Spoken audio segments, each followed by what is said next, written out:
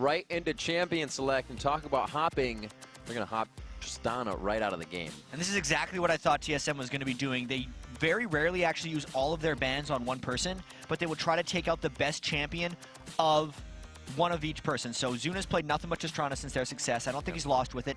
Nasus is actually, even though there was a lot of Jarvan yesterday, Nasus is actually Smithy's favorite jungler, and then the Thresh is just going for Bloodwater. This could be a Sona pick. That was fast, though. That was super fast. Sona going back and forth. I think Thresh is the only other one in the past few games of both of these teams that it's going to be Bloodwater that played Thresh. So Sona, the big pick there. I like the Nocturne ban as well because that was within the Karthus composition. That's still alive, but they may deter that because of that global presence denial. And I feel like these guys, I think this is the fastest 6 bans and 3 picks we've probably seen in the entire year. Yeah. But a lot of it did go according to pre-planning. I don't think there was too much mystery about what these guys are going to be doing.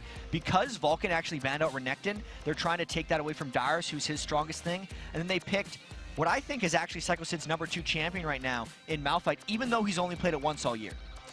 We'll have to see what they choose. Odd One did pull out Cho'Gath versus Dignitas. They are putting Karthus on the hover right now. They have, as you said, Dyrus has been banned out quite a bit here. What could he be looking for if Dyrus were to be the last pick to get in?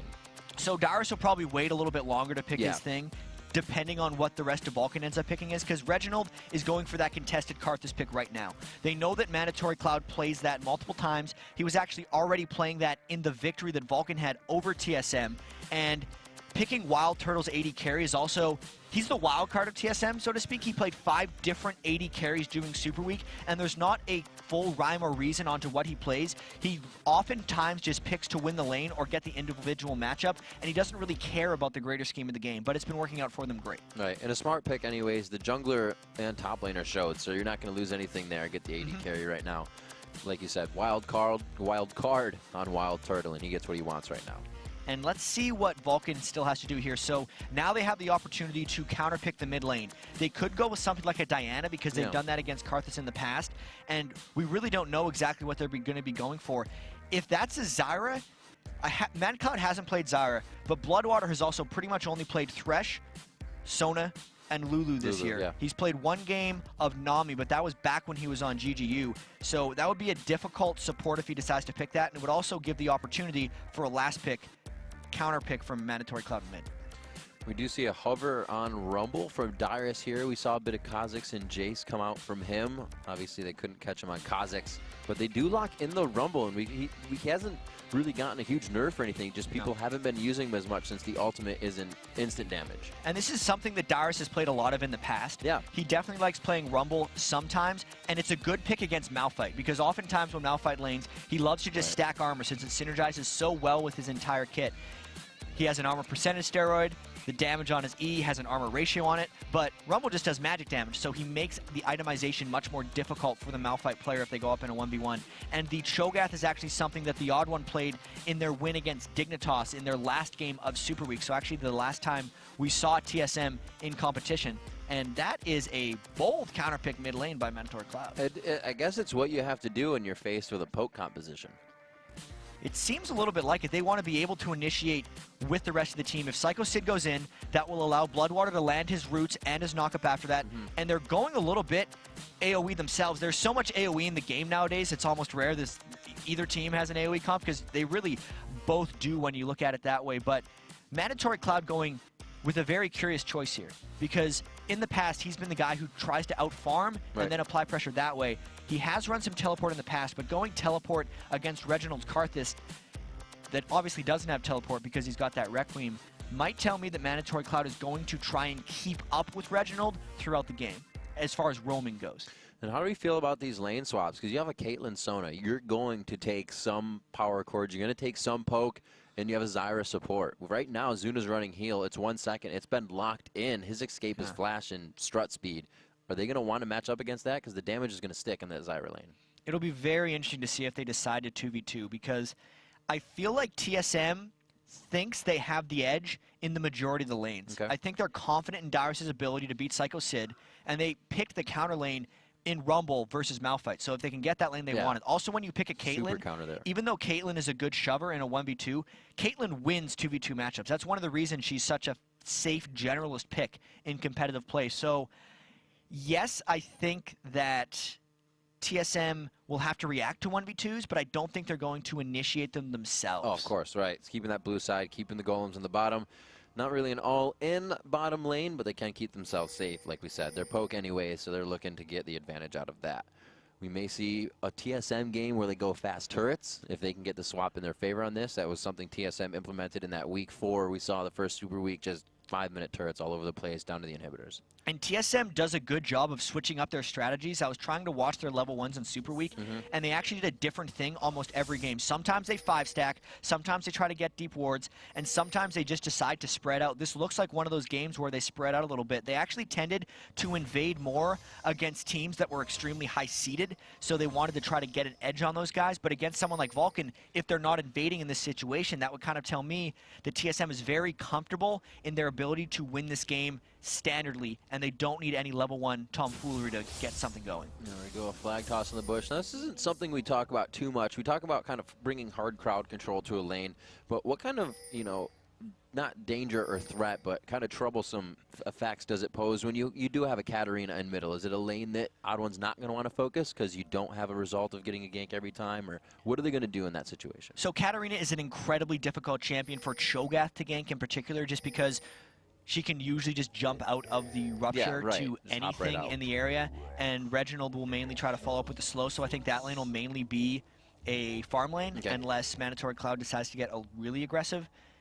But the lanes that Odd1 would want to gank would be more along the lines of Psycho Sid before level 6 or Zuna and Bloodwater, since there's no real move blocks on either one of those guys, and the grasping roots from Zyra actually isn't that amazing at stopping a Cho'Gath gank in particular. All right, we'll see. Getting that regular help around the jungle. Psycho Sid heading down to the bottom lane, get some help with the wolves. And yesterday, in all of Vulcan's games, they did double buffs at level 1, so they actually had Xmithy start over at this red, but then they were giving Mandatory Cloud the blue buff. That's actually why X Special went up there just now, because they were checking to see if they were going to do that move again. But without having a blue buff reliant champion in mid lane, Vulcan decides it's not that important, and they're just going to allow Xmithy to farm it up. Well, they are the wiser. They had that ward, so they know they have the ward placed back near the tri-bush. Bloodwater coming in to clear a lot of pink wards going down early here to open up vision. And that's a smart pink ward by Vulcan. It's going to be going back a little bit, because right at the start when Dyrus warded that bush, he did it while the Jarvan standard was still in it, and they pinged that ward immediately. So it was just a matter of time the Bloodwater would go up there with the pink and clear out that ward. X Special just showing a little bit of harass here. He does see that they're doing it, so that's their timer pretty much on him. Now that they know, they're going to figure out where he can go. Knowing the ward is there, looks like he's going to hide around it and try to just set up something early and pressure. And even though TSM didn't stop him from getting that blue buff, that knowledge that X Special gained, since there was no threat to Wild Turtle since he was in a 1v2, is a good move. TSM does do a very good job of at least keeping tabs on where everyone is on the map, as they've forever improved their communication this season. So we should see the odd one up top sometime soon as they're getting pushed in here, and looks pretty much going to mirror these lanes. Mandatory Cloud did go a bit aggressive just in the early part of that, chugging down some of his potions, but he went all potions for himself, so he's not too bad off. It's one of those common Katarina starts, and now even though it's a tough gank for the odd one to lane for the odd one to gank, he's going for Man Cloud. There's no minions for Man Cloud to jump to, but it looks like he's just going to use the side of the lane to get out of there. Yeah, he definitely planned very accordingly for the wave. It looks like they are just forced to back out. So showing some pressure mid. He may come back for a second time around. Right now he just heads to the bottom side of the jungle. Doesn't need to really help out Wild Turtle and Special too much right now. Dyrus is getting pushed at his turret, however. Rumble is an okay 1v2, just like Malphite is an okay 1v2 lane.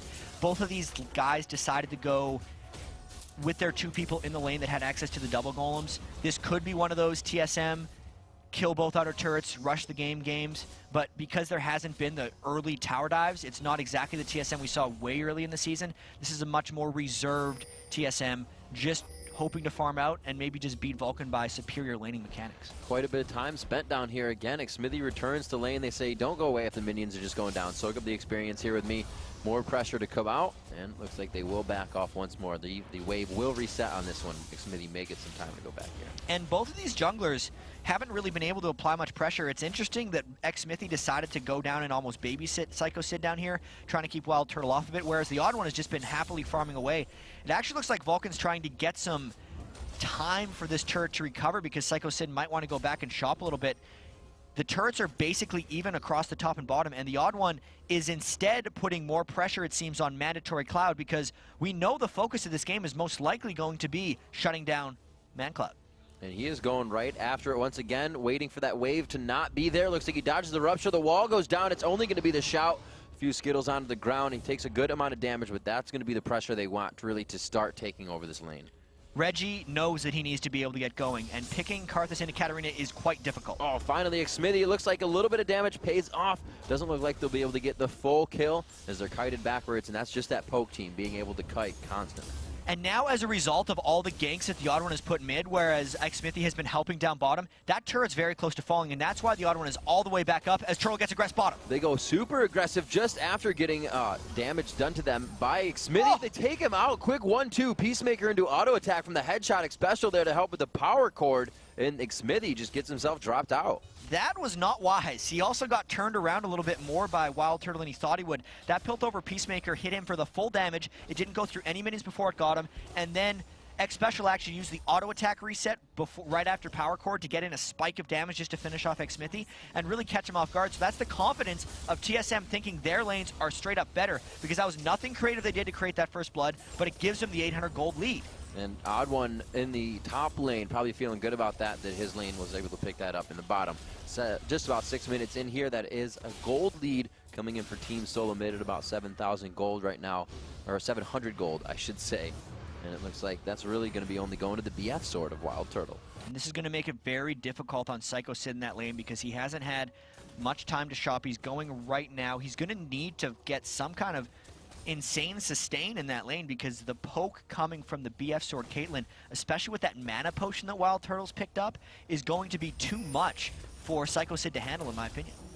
Odd One looking to come in and more harassment here with Dyrus. Dyrus has his ultimate. Doesn't look like they're going to have enough room to use it just yet. So they're going to back off from this engagement. Reginald now level 6. That Requiem can start posing a threat globally. Do have to say that Mandatory Cloud has done a pretty good job of farming in this lane as well. Now is the time for Mandatory Cloud to start making some plays. He's been ganked a couple times by the Odd One, which has kind of allowed Reginald to farm up as well, but he's got to roam around. He's got to make something happen, because the other lanes are pretty much losing. The kill for Wild Turtle in the bottom in the 1v2, and the fact that Psycho Sid's turret is very close to going down. And with a poke composition, you don't have to quickly hit the turrets. It can still scale up to the late game, and you can kind of use that advantage whenever. TSM is very comfortable with whenever they want to use their advantages in this situation, even though they are a very aggressive team. So I feel like as soon as Reginald sees the opportunity, he will be trying to flash into teams and make things happen. TSM's not the team to wait around. We got a teleport coming in here. Katarina, ManCloud goes under the water. Odd One did not see it. They're going to flash it onto Dyrus. Odd One's right there to get the shout out. It could be the counter they need for ManCloud, but he goes, oh, he doesn't even get the shout in the right direction. A great job there. He gets the bite down. It's going to be soon. It gets hit. The barrier won't be enough, so the summoner goes as well. That is 3 kills that TSM has picked up there. So Reginald just sitting pretty in his lane, pops the Requiem and goes. The next special getting hit as well. Oh my gosh, so much damage, over and over aggression in each lane from TSM, as we just talked about. Are they pushing advantages? Okay, so yes, they're trying to push the advantages, but that was a lot of crazy action that kind of happened at the same time. Vulcun went a little too hard. They didn't realize the Odd One was kind of waiting in the wings there, and the feast came down at just the right time for Mandatory Cloud. He wasn't the one who wanted to get caught in the turret while he was channeling his Death Lotus, and that really backfired a little bit. So there was a 3-for-1 on top, but Vulcun evened it out a little bit because Psycho Sid popped a good ultimate bottom. Wow, dodging them Skittles out. He does not want to taste the rainbow. Saving that blue buff, that would have been great for Reginald. And I'm starting to think about it now. The Cho'Gath, or Katarina into Cho'Gath pick is kind of scaring me. It is a very scary pick. I mean, a lot of times you pick the Cho'Gath just to stop the Katarina. That's one of the reasons I think, no, never mind, Katarina was last pick, but he picked it straight into it. And this is a moment for TSM to maybe go for the Dragon, because with Reginald's harass on Xmithy at the blue buff, they know that Xmithy is nowhere near, and they know that he used his smite, so even if he got there, he wouldn't have the smite up. It looks like they're trying to pressure this top lane hard. They're going to try to counter with the turret from Zuna and Bloodwater. There's one, and the tit for tat goes to Dragon just around 9.5 minutes into the game. Odd One gets that for himself.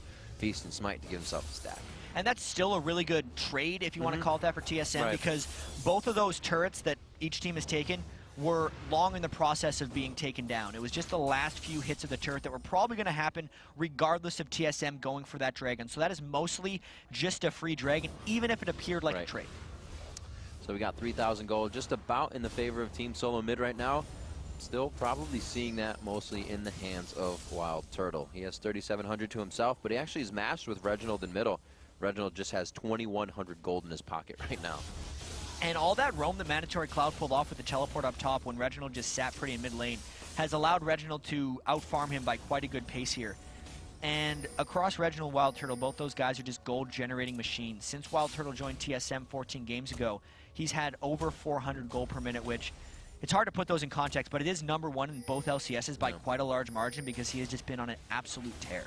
So, Jack, how do you mitigate, or how do you take into consideration, right? Reginald he's only requiemed a few times, and he didn't have full items. Every lane hasn't seen him or his items. How do you consider the power he's bringing into each fight? It just puts an extra threat on every single lane, and it changes the nature of those matchups as TSM tries to push up, and maybe Vulcun wanted to collapse, but it looks like they thought better of it. They were squeezing in on the sides there. TSM kind of feeling that sixth sense. Also a few wards allowing them to position correctly there. 11 minutes at 4-2. 1-1 in turrets is now eyes onto the mid turrets quickly here. Even the ADs and supports are in mid. Looks like TSM wants to accelerate this game a little bit, but mainly they know that that's Mandatory Cloud's lane, and they don't want to let him get going whatsoever. The big danger, if there is one for TSM in this game, would be that Mandatory Cloud gets going and can start shun-poing around like crazy in team fights, so they're doing everything in their power to keep him down. Where is the odd one? Odd one just using Feast Smite again. He may be at full stacks. These guys are really getting close to that fight phase. He's actually only at 2 stacks on Cho'Gath. So they're probably looking to build that up, take things slow right now, figure out where everything is. They got a lot of wards to work with as well. And we got to keep in mind that the odd one did use that one Feast trying to go for the kill Mandatory Cloud up top, which helped him win the fight but didn't contribute to his overall Feast stack growth. And it's a very early Spirit of the Ancient Golem he's actually picked up on Cho'Gath there. We'll see if that ends up paying off for him, because that's an individual item, which is actually somewhat rare to see from the odd one. You normally see him just straight up rush either the Aegis of the Legion or the Locket of the Iron Solari. But because he's got that early lead in this game, he feels confident going for that Ancient Golem Soul. And to take the odd one past just him himself in his play, and Cho'Gath here as they pressure the mid turret, possibly go for a dive. Wait to see if they do. Like Smithy putting himself up front. They don't get the roots, but you see a Cho'Gath in top lane kind of allow the stacks to build health up. It can be considered the same for jungle, or do you want to keep your team, or give your team that more tank? Well, the odd one is going to try to be the big tank for his team right here. He's going to be going in with Reginald. The luxury that the odd one always has as a jungler is that Reginald is so aggressive that he doesn't actually have, odd one doesn't actually have to be the frontliner in all these situations, but maybe he will be in this one because he's been able to get that Golem Soul so early. We've seen a lot of split push Reginald, which is actually not something we see every day, and it's working out for TSM so far. Let's see what they decide to do. Going over, looks like Vulcun tries to take tabs on the blue buff. I think they're going to get this uncontested. But this is the thing. TSM has a couple hits on the mid turret, and they were trying to peel off for that one.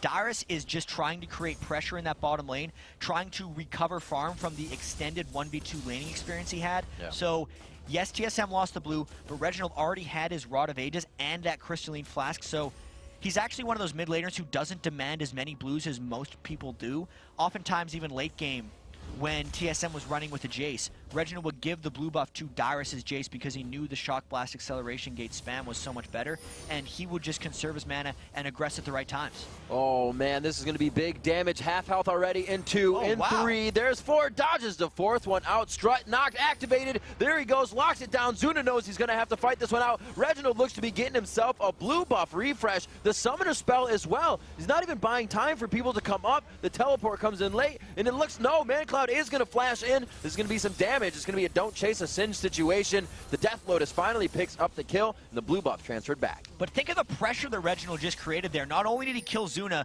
who is usually the guy who needs to get it to 6 items, he also pulled the teleport off and allowed his team to get a turret of their own. So that was a very great play overall by Reginald, even if he died. So 2-1 in turrets. The global gold really giving TSM a good advantage here. Smithy goes a little hard here, tries to dive back, actually gets that pass. He flashes as soon as the silence wears off, but they're going in on him the last shot. The ignite is there. The blue buff goes back, so everybody's just giving blue buffs to everyone. The odd one may have feasted a minion, but it did not matter. He got the last hit on the minion. He gave the kill to Dyrus, which was probably the plan the whole time. Dyrus is the carry on that team. So all planned for the general in that finish. Just showing brute force, saying, watch this. I'm not going to kill you, but this will look cool while you die. 6-3, 15 minutes in, 22,500 gold to 19,000. So Vulcun keeping themselves within range. They were able to do this against Chronologic Gaming to 2,000 to 3,000 extent. To see if they can keep swaying it back and forth, or I should say sway it in their favor for the first time soon. Vulcun really needs to win a fight, and with the Dragon coming up in 25 seconds, that'll probably be their opportunity to do so. They have all of their ultimates up, as will TSM when that fight comes, but in Vulcan's victory over TSM, it was that 4v5 fight at Dragon where they actually clean ace TSM with only 4 people, and then took control of the game, and since they're already a little bit over 3,000 gold behind, they're already starting to lose a little bit of turret pressure. This is probably going to be Vulcan's stand. It's very difficult to fight against Reginald's Karthus in these team fights because the last game these guys played, it was actually Mandatory Cloud who controlled Karthus, but this is Vulcan's moment to try to turn something. They want to try to get a pick before the fight, I think. So close, Reginald. He would have been able to get rooted over that wall. Looks like they're going to allow TSM to position themselves in the pit here. They haven't pulled Dragon. Oh my God, the ward fight happening before the real fight. Pink ward's going down. They've every ward they just got put down got cleared. I think there would be some ecstatic cheering going on if this was the playoffs. So one thing that Vulcan does have to take into account is that Reginald's flash is down. Normally Reginald zones out like crazy with Karthus because he will flash into a team with the file up, but he's not able to make that play. Bloodwater getting caught out, taking a lot of damage. That was a good stop by Psycho Sid there. He gets popped up, ace in the hole, not doing too much damage just yet. Bloodthirster not stacked up. Actually, Infinity Edge rather. And Vulcan is very disengaging in this situation. They're actually just going for the turret instead of the Dragon. So they don't want to fight. I think they actually recognize the TSM is much stronger than them. And if they can opt in for a mid-turret for a Dragon, that's something Vulcan's going to take every day of the week. 1 for 1, like you said, Vulcan trying to get that little advantage back every time TSM pushes. And TSM is really kind of just sitting back on one of the wheelhouse strats, like we said before, but Vulcan is staying organized, so they're taking the steps they need to adapt. They're really trying to stay in it. They know the fear that TSM has right now. I just don't see the moment in the game where Vulcan's really going to jump back into this one. They have to make some type of creative play, whether that's waiting in the right brush. They have to find a moment where TSM is either caught split pushing or just not grouped up, or if Reggie's a little bit low on mana as he is now. But it seems like TSM is in a lot of control, and if I learned anything from watching TSM all throughout Season 2 is they were the best team at closing games. They have been able to before, and they've shown it a lot here throughout the end of the season in Season 3 here at the LCS. So we'll see if they can do it once to Vulcan and sweep the series with 2. Vulcan, obviously, a team that says they're based a lot off momentum, so they're riding that wave from yesterday. They just got to find a foothold and take that next step up. 18 minutes in here. This kill score has not changed too much. It's been really focused on the objectives, focused on making advantage by clearing the waves and getting this vision. We see more wards going down now. And it's a little strange looking at the hex strength that Smithy has completed on Jarvan the 4th. That kind of tells me that they're not thinking about the team fight game at this exact moment. They're probably just trying to go in more Smithy trying to solo people, or maybe Smithy trying to fight Reginald in like a 2v1 or a 1v2 situation, because that Aegis of the Legion or the Runic Bulwark is so important against a team that is running with Rumble and Karthus, and honestly as well as Cho'Gath, who does a fair chunk of magic damage as well. Yeah, to kind of consider only the self item. A little selfish, if you will. Selfish Smithy. Selfish Smithy. We'll see if he can be helping this game. So 2-2 in turrets, as we said. Vulcan kind of trying to push back every time TSM gets an edge here. It's been usually the Dragon for Team Solo Mid. Vulcan's been able to find turrets as they really can't fight. Like we've said, they're kind of waiting here for more of the late game, which is scary because TSM also likes that spot too. Especially when you consider the Wild Turtle has that pentakill on Caitlyn that he actually picked up in his very first game. He will build full offense Caitlyn, and unless you can get on him late game, he is going to kill your entire team, especially since Reginald will already have people very low with his very forward playing Karthus. So TSM just happily farming around, keeping this game going later and later, and the important thing to keep track of is whether this goal lead remains stagnant or whether TSM continues to increase it, and so far they're increasing. So it kind of seems like TSM is finding zero threat positions. How can Vulcan avoid this? Well, Vulcan's trying to force TSM into some bad decisions, and that's why they're putting 4 people down the mid lane right now. They would much rather pressure off the mid turret by getting TSM to teleport down from the top. But the way TSM is flanking them in this way, because Rumble and Caitlyn are behind them, looks like TSM wants a fight. This could be big. Where's the wall? Reginald actually used it to stop them at the turret, so they have no crowd control to continue this fight. That's going to be that cooldown coming back up, but he just misses the edge of Psycho Sid. Probably would have been an ult out. They push mid. But they're coming right back in the other direction. Yeah. We know that Vulcun just got low. They're all trying to recall. It's too early in the game for them all to have home guard boots, so they're actually going to be a little bit delayed getting this. And there's also a siege minion in this wave, so they're going to be able to tank that turret up fairly well. ManCloud is still trying to split push and take that turret. Remember, he has teleport on Katarina if Vulcun finally wants to fight. That would be a big fight to get in. The poke comp now running down mid lane for Team Solo Mid here at 19 minutes, 20 minutes, I should say, looking for that first inhibitor turret. They don't have a big wave, and ManCloud will continue to pressure the bottom lane. Looks like TSM is forced to back away. TSM doesn't want to dive an inhibitor turret quite yet, but they will look like they're going around to farm some other stuff out. ManCloud is creating a little bit of chaos for TSM. They're trying to go for that top turret, and Mandatory Cloud does finally seem to be recalling after Reginald has already retreated back to defend. So they continue now for the top turret. Looks like they'll finally take it down with this one. Vulcun doesn't really have anything to dictate in this. They don't have the pressure to push down middle with their numbers. They're going to wait, watch this one go down, and just continue to farm that top lane. And we look at those farms, it's quite even in the lanes. The AD carries about 20 spread there, 189 to 165 from Wild Turtle to Zuna. Wild Turtle in the lead on that one. Everybody else pretty much even, and I think that's kind of been the story of CS throughout the playoffs. No matter what we see in lane, they have been even. That's one thing Vulcun does really well is they farm. Yeah. So regardless of the situation, they're able to keep up their opponents. Obviously, TSM, being the #1 team in the LCS, does everything close to the best in the league. That's why they're #1 right now, so they're farming incredibly well as well. And I got to think about kind of how low action this game has been from Vulcan's perspective. I'm looking at Psycho Sid, 0-1. I think he's only used one ultimate in the 21 minutes because they just haven't wanted to engage in these fights. But Vulcun actually taking the initiative and getting a red steal while TSM is out of position. And when we talked about that gold changing hands, the lead is actually shrinking a little bit for TSM instead of them extending it. So Vulcan's maneuvering around the map in the last 5 minutes or so has actually worked out quite well. The fact that, yeah, like you said, going back and forth in turrets, keeping the gold, keeping the CS when they've been somewhat down and been losing these fights. They've been avoiding fights too, which is hard to do when you're playing against TSM. TSM really loves to force, and Reginald is just sitting on that flash. They haven't found the right situations, but the big thing is here, Rabadon's death cap and that Aegis of Legion completed on the odd one. So those are some big time items that have been completed. Also, Infinity Edge plus Zeal, also big. Zuna getting caught out a bit. That rupture just forcing the flash. So the flash is out. He still has his barrier, but that's going to be big for the next engagement. Like I said, it's hard to avoid a fight from Team Solo Mid. There's going to be another one they have to. And this is exactly what we saw a little bit ago. There's Mandatory Cloud in the bottom lane. TSM didn't want to dive in last time. I wonder if they've changed their mind, or are they just going to go straight in for this turret? Zuna is a little low this time. That's the big difference. Not the greatest pusher down in the bottom lane. ManCloud, you can see him kind of pausing and making to see that his team is doing things accordingly. Xmithy getting caught out here. That Hexdrinker going to apply itself right now. Can he dodge that last one? It does. Push off Reginald. He would have straight dove Xmithy if not for that buy. Well, that's why he got that Hexdrinker, right? He thought he was going to be soloing off against Reginald, but that creates a pressure window for TSM to maybe get this inhibitor turret down. Vulcan's got to go. There it is, the poke comp. You got to dive in on it. Zuna's ultimate going huge right across. They do lose Bloodwater. It's going to be big. Dyrus has a lot of HP missing as they start to run the wall to disengage, but that's exactly what you need to do. Wild Turtle got obliterated in that fight. He has all offensive items, and Malphite got to him quickly. Reginald actually popped off his Requiem because he thought he'd be able to finish off someone, and he had that last little bit of mana to get it, but he was wrong in that situation. Vulcun holds off very well, and it looks like Xmithy is still on the attack. Cataclysm onto a special. 0 mana here for him.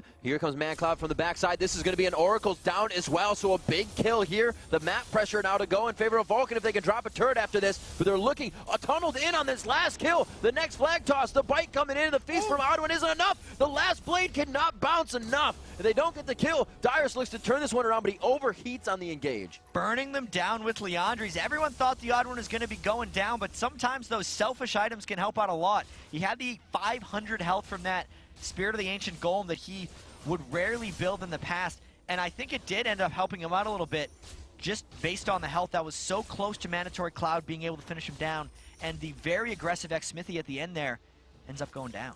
You can see just how detrimental it is to Team Solo Mid to lose Wild Turtle in the start of the fight. It was not a fight because Wild Turtle went down right at the start, and that's something Vulcun did very well against CLG as well, was just get onto the AD carry, double it, and finish him off. So that's something TSM's definitely going to have to account for. Luckily, they have a huge amount of threats on TSM. Reginald and Dyrus are putting out huge amounts of damage in these fights, so even if they get down Wild Turtle, it'll be at what cost? Because they do have to dive through that Karthus every single time. In the last fight, where they were able to do that. Reginald was actually sitting on very low mana, so after they dove through, TSM couldn't really punish them for it. I don't know if that's going to be the case in every fight. Exactly 4,000 gold sits between these teams. We'll have to see Vulcun pressuring a 25-minute Baron posture here. We'll have to see if this turns against them. They're definitely looking to catch someone out of position here. That's why they have that Oracles on Bloodwater. Just the Boots of Mobility and the Ruby Sightstone. They're trying to flank around. They want to get a catch somewhere. Oh, they see Reginald. That is vision right there. It's going to be Mandatory Cloud kind of give him hell on the top side there. The bullet time goes across, but it's not going to hit too many. Zuna was too far back. They do find a way to take down Psycho Sid. They are blinking all over on TSM's side. Reginald will go down after his passive goes off. It's going to be a shot of the Peacemaker. Almost takes him down. Smithy finds himself on the backside. TSM looks to clean this fight up. Dyrus stuck in Cataclysm will go down eventually, and it's going to be the rush in here from Team Solomon. The crescendo, the feast, the double kill for Wild Turtle, the positioning for TSM.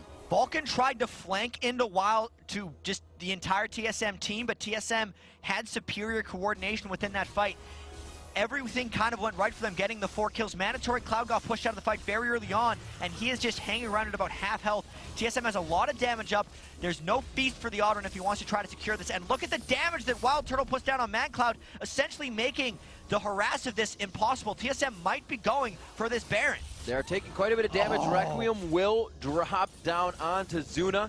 More money for Reginald as he comes out. Like you said, that Rabbit Down was finished. He has home guard so he can get out of the base and get with his team. They're taking quite a bit of damage here, but they've microed it in and out to each other.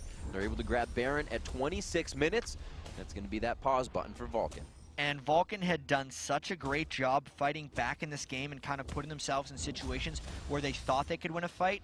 But as soon as they did make that fight happen and it came out just a little bit wrong, the bullet time didn't hit just right for Zuna. He got poked down at the right moment by Wild Turtle, and it just turns into essentially an extended ace and a Baron. There's now a huge Wild Turtle chasing after them. Last Whisper, Infinity Edge, and Phantom Dancer. Reginald still sitting on that huge amount of ability power, and the Runic Bulwark Aura items even beating X-Smithy to the Aegis just entirely. It looks like it's not a close game anymore just after that one fight. And all the vision was had by both teams, so they knew what they were getting themselves into.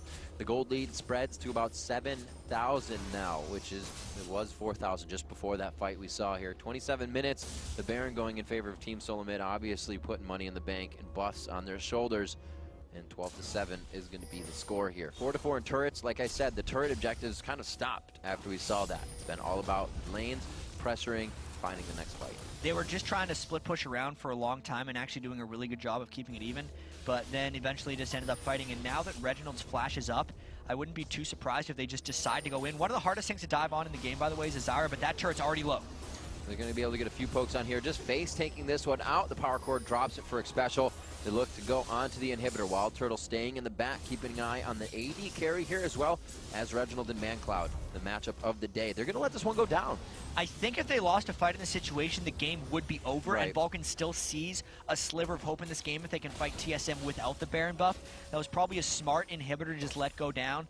There was no real way they were winning a straight-up 5v5 fight there if they would have tried to defend. So really at this, like, you're always relying on MF's bullet time to do a lot of damage, but with the Bloodthirster Last Whisper build to the Infinity Edge Last Whisper PD, you're kind of only relying on that ultimate now.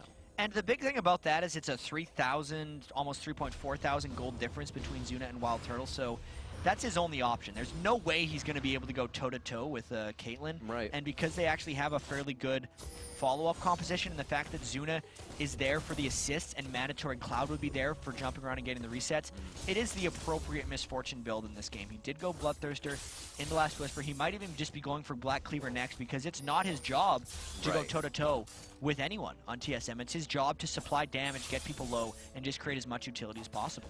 Hopefully they still remember he's back there when Psycho and Xmithy go face first into the fight. We saw it work for him last time. They were just in range the second to last time when they were in base. The blue one, they kind of mispositioned on it.